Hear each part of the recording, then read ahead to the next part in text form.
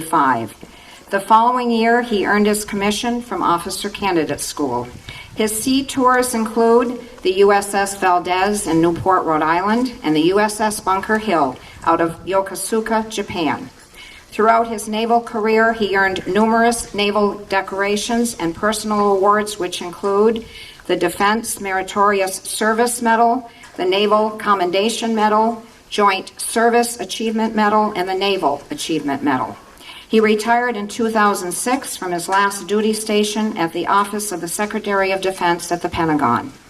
He is currently employed by iRobot Corporation out of Bedford, Mass., and served as program manager for a bomb disposal robot, and currently serves as director of the Asia, Pacific, and International Agreements Defense and Security Business Unit.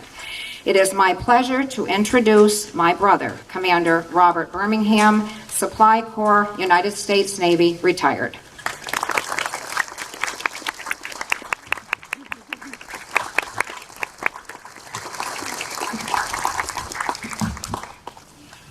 Thanks, Sam. That's good. Before I start, I just want to recognize if there are any veterans in the audience, if you'd please stand and just raise your arms so that we can recognize you. So anybody that served.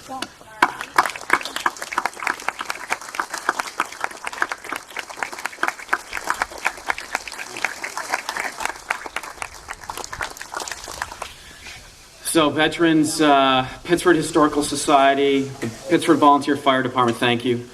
My sister Ann, family and friends, and any state or local county officials that are here today. First I want to say thank you, and it's my honor to speak on behalf of Memorial Day today. And not only speak, but honor two of my family that are fallen but not forgotten heroes. These two heroes are my niece Michelle's husband, Scott, and my older brother, Butch. Scott was killed in action in a Black Hawk in Iraq in 2003. My brother, Butch, was killed in Vietnam in 1967. Both young sergeants, both 101st Airborne, both with ties to Vermont. Unfortunately, both with small children. I will expand on their story in a moment. For those who don't know me, I was born and raised in Pittsford. We lived in that big red house as you go past JR's on the left going out of town, where we ran it's now a big tan house, just past JR's, where we ran a halfway home. I was the fourth in my family to join the military. My oldest brother was Army. My sister Jeannie, Army as well. My brother Tommy was in the Navy, and I was in the Navy as well. And in the Navy, my family and I have lived all over the world. And when asked where we live, I always say I grew up in a small town called Pittsford. We did have to tell them that it's near Killington and Rutland, because they have no idea. What I don't tell them is I'm proud to have come from Pittsford, proud to have gone to Lothrop, proud to have played kickball in that field right across there, proud to have gone to Otter Valley, Fear the Otters, proud to have played Little League, got my gas at Keith, my groceries at Kamuta's. There you go. But most importantly, proud to have served my town, Pittsford, my state, Vermont, most importantly, my country, the United States of America. On this Memorial Day, thank you. On this Memorial Day, I ask you to consider three stories of Vermont heroes that span time from the American Revolution to now. I ask you to first remember a Major Sam Beach. A few years ago, my wife and I came to Vermont, and we're trying to trace the steps of Ethan Allen and Benedict Arnold. And we came to this church in Whiting, and there was this gravestone, and it said, "This is the Paul Revere of Vermont." And I had no idea what that meant. You know, we live now near Lexington and Concord, and who is this Paul Revere of Vermont?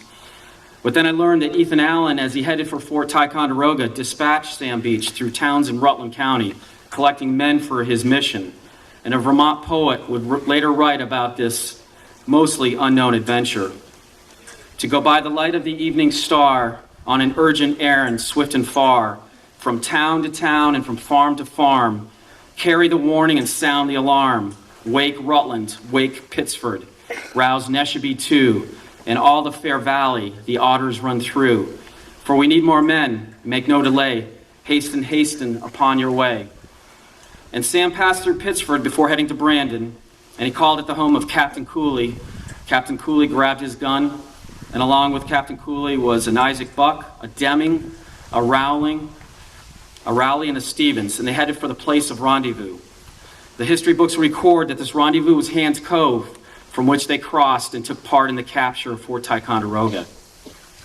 That week, not only did Rutland wake up, Pittsford wake up, Neshobe wake up, but Vermont woke up, and the captured cannon and guns from Fort Ty were a critical piece in the success of the American Revolution. Fast forward to 1967. My brother Butch was a young 27-year-old platoon sergeant on a mission in Vietnam. Here's some excerpts from his Bronze Star Award. Sergeant Birmingham's platoon was conducting a search and destroy mission when they came under intense machine gun fire from a reinforced North Vietnamese Army platoon from a reinforced bunker.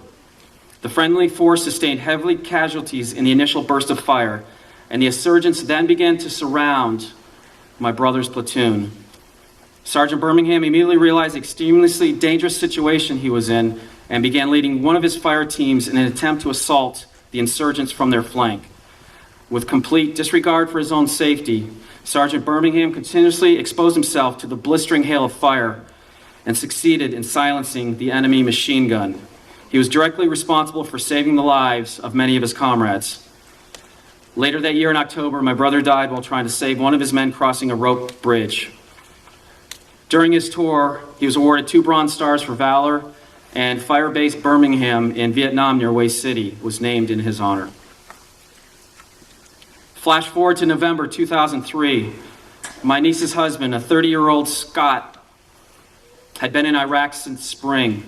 He never held his baby girl. She was born on July 31st. The closest he got to watch Megan Louise was through a computer monitor, that day's version of what we have Skype now.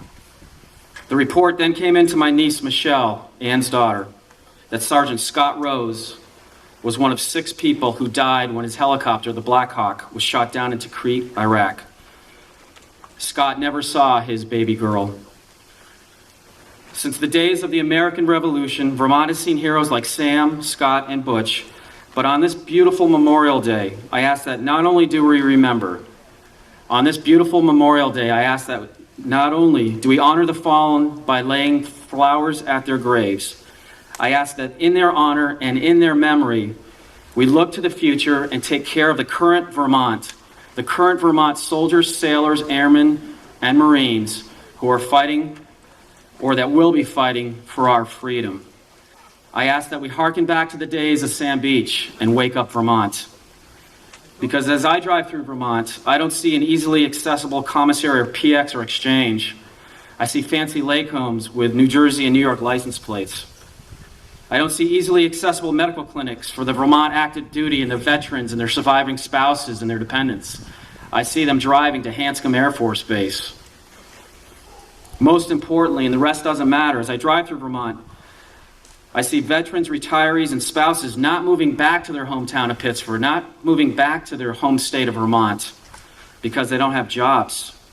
I don't see defense-related manufacturing jobs in Vermont related to defense-related manufacturing and technologies. What do I see? I see teddy bears, ice cream, and coffee. These men and women fought and died for our freedom, and simply, yes, we owe it to them. We owe it to their survivors. We owe it to their spouses. We owe it to their honor and memory. So let us move from teddy bears and flannel and ice cream and coffee. Let us move on to Vermont strong, Vermont manufacturing, and Vermont export. And the next time you're driving in Vermont, and as the scouts go to lay flowers at the graves today, remember that it will not be a fancy officer in a white uniform with a dull ceremonial sword protecting you, but it'll be 2 young sergeants like Butch and Scott. So today, let us not only honor the fallen, but hearken the future, and wake Rutland, and wake Pittsford, and rouse Neshobe too, and all the fair valley that the Otter runs through. Wake up Vermont, and let us celebrate Memorial Day in their honor. Thank you.